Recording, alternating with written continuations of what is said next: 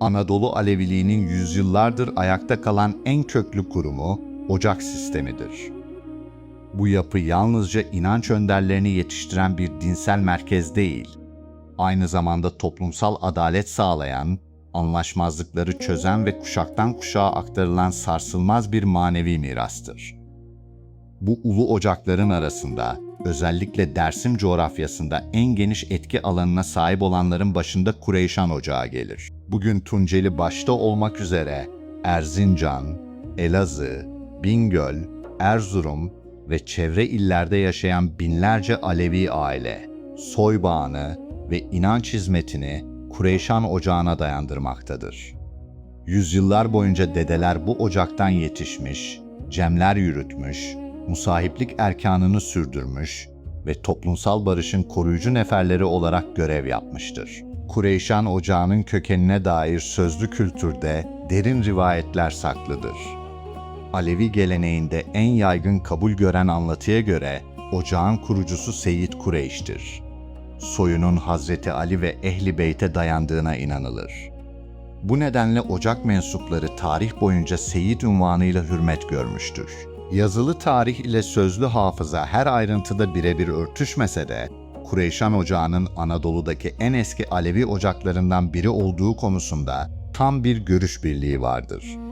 Araştırmacılar, bu ocağın özellikle 13. ve 14. yüzyıllarda Dersim bölgesinde güçlü bir manevi merkez haline geldiğini işaret eder. Moğol istilalarının ardından Anadolu'da yaşanan büyük toplumsal çalkantılar sırasında birçok derviş ve seyit gibi Kureyşan geleneği de Doğu Anadolu'nun Sarp dağlarında kök salmıştır. Dersim'in geçit vermeyen dağlık yapısı, yüzyıllar boyunca bu inanç geleneğinin koruyucu bir kalkanı olmuştur.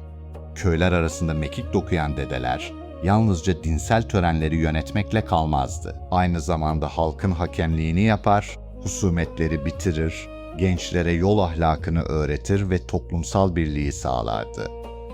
Bu yönüyle Kureyşan Ocağı, dinsel bir yapı olmanın çok ötesinde yaşayan güçlü bir sosyal düzen modeliydi.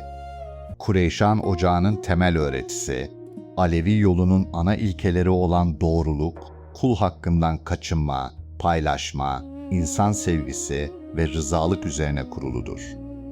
Bir kişinin ceme katılabilmesi için önce çevresindeki insanlarla helalleşmesi ve rızalık alması şarttır. Bu ocakta hizmet eden dedeler, talip köylerini belirli dönemlerde ziyaret ederlerdi. Cem erkanları yürütülür, görgü cemleri yapılır, musahiplik bağları pekiştirilirdi. Böylece insanlar yalnızca ibadet etmez, toplumsal sorumluluklarını da meydana koyarlardı. Osmanlı döneminde Dersim coğrafyasının dağlık yapısı, Kureyşan Ocağı'nın geleneklerini korumasına imkan sağladı. Zaman zaman merkezi yönetimle yaşanan gerginliklere rağmen ocak sistemi varlığını korudu. Cumhuriyet dönemiyle birlikte yaşanan büyük toplumsal dönüşümler, şehirleşme ve göç dalgaları, Kureyşan Ocağı'nın taliplerini Türkiye'nin ve Avrupa'nın farklı kentlerine dağıttı. Buna rağmen cem geleneği, dedelik kurumu ve ocağa olan manevi bağlılık, bugün de kuşaktan kuşağa yaşatılmaya devam ediyor.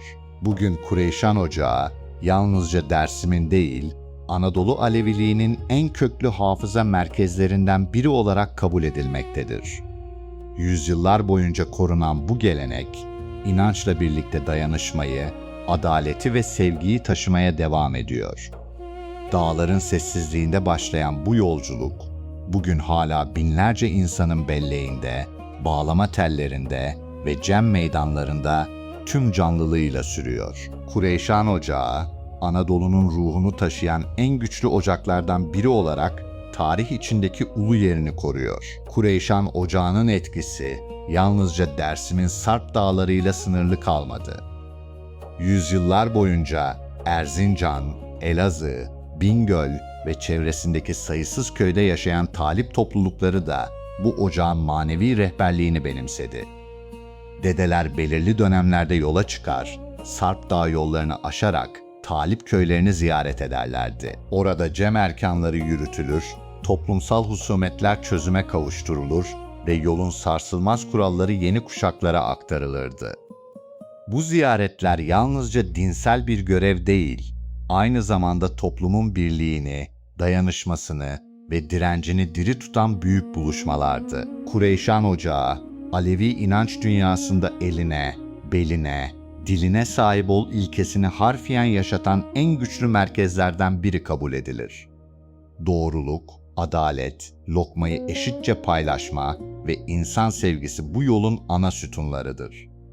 Talip ile dede arasındaki bağ, yalnızca soy ilişkisine değil, karşılıklı sarsılmaz bir güvene, rızalığa ve manevi sorumluluğa dayanır. Bu nedenle ocak sistemi, yüzyıllar boyunca toplumsal adalet ve huzuru koruyan bir inanç hukuku olarak varlığını sürdürdü. Alevi sözlü kültüründe Seyyid Kureyş'in manevi mertebesini ve doğayla kurduğu derin bağı anlatan en güçlü kerametlerden biri, onun sınanma hikayesinde gizlidir. Halk hafızasında aktarıldığına göre, dönemin diğer erenleri ve irfan sahipleri, Seyyid Kureyş'in kemaletini ve seyyidliğini sınamak isterler. Onu kor gibi yanan, alevlerin yükseldiği devasa bir fırına davet ederler. Seyyid Kureyş, yoluna ve inancına olan sarsılmaz teslimiyetiyle hiç tereddüt etmeden o kor ateşin içine girer. Aradan zaman geçer, fırının kapağı açıldığında orada bulunanlar gözlerine inanamaz. Seyyid Kureyş, o yakıcı ateşin ortasından elbiseleri bile sararmadan, aksine sakalı şerifinden buğular süzülerek ve huzurla dışarı çıkar. Yine ocak geleneğinde aktarılan bir diğer meşhur keramet ise duvar yürütme anlatısıdır. Seyyid Kureyş'in kerametini sınamak isteyen diğer erler, canlı hayvanlara bellerini dayayıp gelirken o, cansız bir taş duvarın üzerine oturur ve yola kayayı yürüterek devam eder. Tarihsel birer olaydan ziyade birer irfan sembolü olan bu kerametler, cansız nesnelerin ve doğanın bile manevi olgunluk karşısındaki hürmetini simgeler. Her anlatı yalnızca bir mucizeyi değil, alçak gönüllülüğü, sabrı, cesareti ve inancın gücünü toplumsal hafızaya kazır. Kureyşan Ocağı'na bağlı aileler için ziyaret mekanları da kutsal birer hafıza alanıdır. Türbeler, ziyaret tepeleri, adak pınarları ve ulu ağaçlar, yalnızca geçmişte yaşamış velileri anmak için değil, toplumsal birlik duygusunu canlı tutmak için ziyaret edilir. Bugün bile o mekanlarda pişirilen lokmalar, edilen niyazlar ve yürütülen cemler, yüzlerce yıllık geleneğin ilk günkü aşkla sürdüğünü göstermektedir. Modern çağın getirdiği yoğun şehirleşme ve büyük göç dalgaları, ocak sisteminin geleneksel kırsal yapısını değiştirmiş olsa da, Kureyşan Ocağı hala Anadolu Aleviliğinin en diri manevi miraslarından biri olarak ayaktadır. Türkiye'nin metropollerinde ve Avrupa'nın farklı kentlerinde yaşayan binlerce aile, kendisini bugün de bu ulu ocağın bir parçası ve talibi olarak tanımlamaktadır.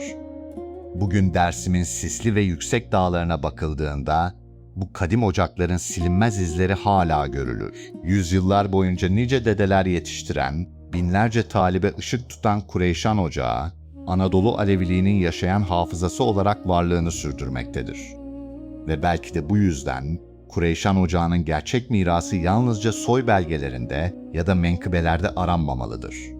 Asıl miras, insanı merkeze alan bir inanç anlayışı, rızalık üzerine kurulu bir yaşam biçimi ve yüzyıllardır kesintisiz devam eden bir yol geleneğidir.